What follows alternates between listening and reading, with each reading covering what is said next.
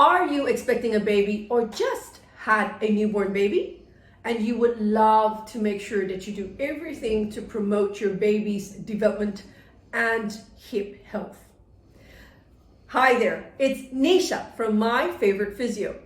In today's video, I'm jumping in to talk about the risk factors for developmental dysplasia of the hips, or commonly known as clicky hips. So here in our clinic, we see lots of newborn babies, as well as babies who are in their first 3 to 6 months of life. And often babies come to us because moms have been told that their baby has a clicky hip and it needs to be checked. Sometimes we see the babies when they're much older and we would have missed the window of opportunity to treat their hips, and now they're having difficulty with walking. So really, to prevent that from happening to your baby and promoting your baby's hip health and development, it is best to be aware of the risk factors for developmental hip dysplasia. So if you're expecting a baby and you are aware of these factors, then when you have your baby, you should bring it up and talk to your pediatrician about it, or the nurse or midwife who's attending to you. So the first risk factor is if it is your firstborn baby. So if baby is your firstborn, your tummy muscles are tight and it takes time to stretch out. With second pregnancies, your muscles are looser, so there's more room for baby to move. But first pregnancy, babies are a little bit more snug in your tummy, and often that means that their hips are in different positions, which could put them at risk of hip dysplasia. The hip dysplasia really means that your baby's hip joints are not well developed. And in that situation, if we don't do what we need to ensure baby's hips develop well, you could end up having a child who has difficulty walking at 18 months or older.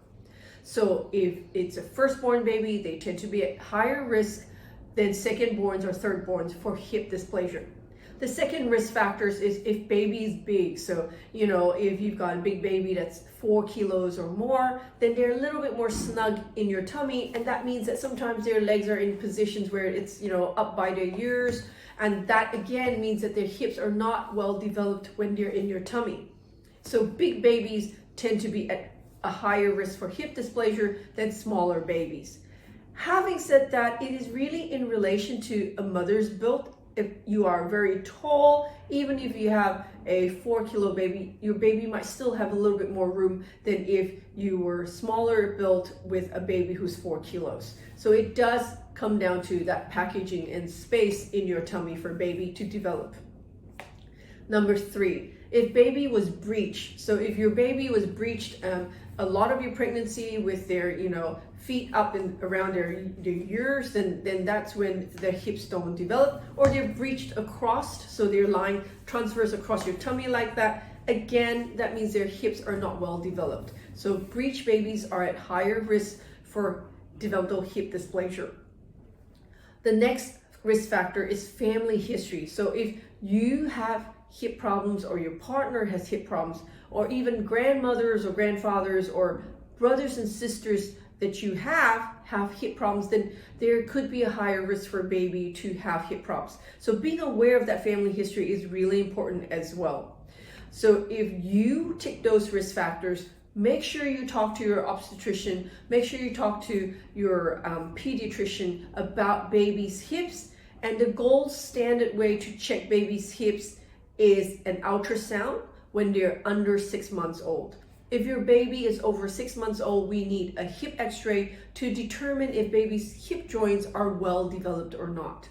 So if you are concerned about your baby, or you're expecting a baby right now and you would like to talk to someone about risk factors for developmental hip dysplasia, please ring us here at My Favourite Physio. The number to ring is 0297904233.